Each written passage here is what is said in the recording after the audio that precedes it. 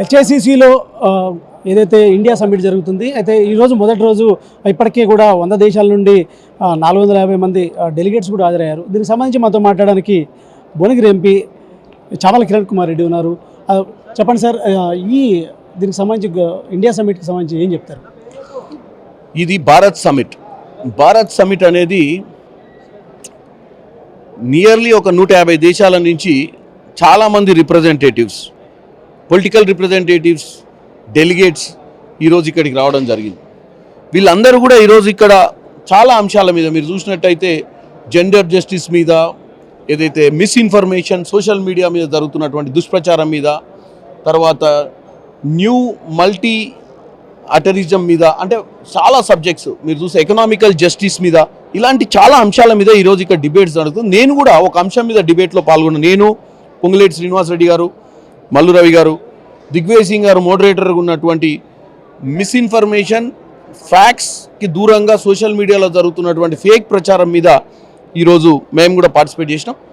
Social media fake ప్రచారం ద్వారా political పార్టీసే కాకుండా కార్పొరేట్ వ్యవస్థలు, ఇండివిజువల్స్ కూడా బాగా నష్టపోతున్నటువంటి పరిస్థితి ఉంది. దాన్ని ఎట్లా కౌంటర్ చేయాలి?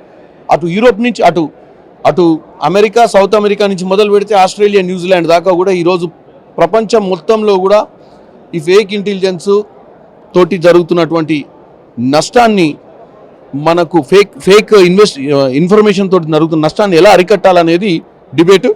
అంటే ఇటీవల కూడా చూస్తున్నాం, అంటే మన తెలంగాణలో కూడా ఈ ఏఐ అంటే ఫేక్ అంటే నేను అంటున్నాను, ఏఐ ద్వారా కూడా ప్రభుత్వం మీద కూడా బాగా బురద జల్లే ప్రయత్నం కూడా జరిగింది. ఈ ఫేక్ ఇన్ఫర్మేషన్ అంటే ప్రధానంగా దీనిని ఎలా అధిగమించడానికి ఏమైనా చర్యలు తీసుకునే అవకాశం, అంశాలు ఏమైనా మాట్లాడారా? దాని గురించే చర్చ నడిచింది. అన్ని ప్రభుత్వాలు, అన్ని దేశాలలో కూడా ఈ ఫేక్ ఇన్ఫర్మేషన్ ఏదైతే ఉందో, సోషల్ మీడియాల ద్వారా ఏదైతే జరుగుతున్నటువంటి దుష్ప్రచారాన్ని ఎలా అరికట్టాలనే దాని మీదనే నడిచింది. డెఫినెట్గా మీరు చూసినట్టయితే మన హెచ్సియు భూముల విషయంలో కూడా ఏదైతే ఫోటోలు రిలీజ్ చేసారో అదంతా కూడా ఆర్టిఫిషియల్ ఇంటెలిజెన్స్ జనరేట్ చేశారు. దీనివల్ల కొన్ని పొలిటికల్ పార్టీలు కొద్ది దూరం లబ్ధి పొందొచ్చు, కానీ ప్రతి పొలిటికల్ పార్టీ కూడా ఒక దూరదృష్టితో ఆలోచించాలి. ఇలాంటి తప్పుడు ప్రచారంతో ఏ రోజు వాళ్ళు కూడా బలయ్యే అవకాశం ఉంటుంది. కాబట్టి దాన్ని అరికట్టడానికి అన్ని పొలిటికల్ పార్టీస్, అన్ని రకాల ప్రజలు, అన్ని రకాల రంగాలలో ఉన్నటువంటి నిపుణులు కూడా ముందుకు వచ్చి దీన్ని అరికట్టకపోతే అది పామే ఏ రోజు అందరికీ చుట్టుకునే ప్రయత్నం జరుగుతుంది. ఇది బిగ్గెస్ట్ గ్యాదరింగ్ సమిట్ అని కూడా ఇప్పుడు తెలంగాణ ప్రభుత్వం చెప్తుంది. అంటే దీనివల్ల తెలంగాణ ప్రభుత్వానికి ఏ విధంగా వరల్డ్ వైడ్గా ఉండబోతుంది, తెలంగాణ ప్రభుత్వం భవిష్యత్తులో దీన్ని ఏ విధంగా తీసుకోబోతుంది? మీరు చూసినట్టయితే ఆల్రెడీ రేవంత్ రెడ్డి గారు దావోస్లోకి వెళ్ళి చాలా ఇన్వెస్ట్మెంట్స్ తీసుకొచ్చే ప్రయత్నం చేశారు. జపాన్ కూడా వేరు. ఇన్ని దేశాలు ఒకే చోట కలిసినప్పుడు డెఫినెట్గా ఇది చాలా అడ్వాంటేజ్ అట్మాస్ఫియర్. దీనివల్ల ఏమవుతుందంటే ప్రపంచంలో హైదరాబాద్ అనే నగరాన్ని అందరూ ఒక వైపు చూసే ప్రయత్నం చేస్తారు. కాబట్టి దీనివల్ల డెఫినెట్గా మనకు ఒక పాజిటివ్ సెన్స్ వస్తుంది. ఇంతమంది వాళ్ళు తిరిగి దేశానికి వెళ్ళిపోయి ఇక్కడ జరుగుతున్నటువంటి పరిస్థితులను వివరించే పరిస్థితి కూడా ఉంటుంది. కాబట్టి ఇన్వెస్ట్మెంట్స్ డెఫినెట్గా ముందు మంచిగా వచ్చాయి. ఇప్పటికే యంగర్ ఎంపీగా కూడా మీ గలాన్ని పార్లమెంట్లో వినిపిస్తున్నారు. సో భవిష్యత్తులో కూడా ఎలా ఉండబోతుంది తెలంగాణ ప్రభుత్వం నుంచి మీ డెలిగేషన్? డెఫినెట్గా మేము తెలంగాణ ప్రభుత్వం 10 ఏళ్ళ తెలంగాణలో గతంలో అప్పుడున్న ప్రభుత్వం నీళ్లు నిధులు నియామకం నినాదం తెచ్చింది, కానీ అప్పులో చేసి వెళ్ళిపోయింది.